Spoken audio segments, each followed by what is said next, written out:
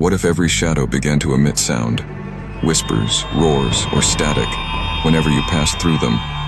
First, identify and avoid areas with deep or numerous shadows, like alleys or dense forests.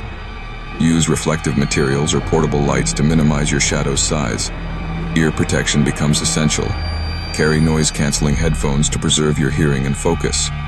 Communicate with hand signals when speech is drowned out.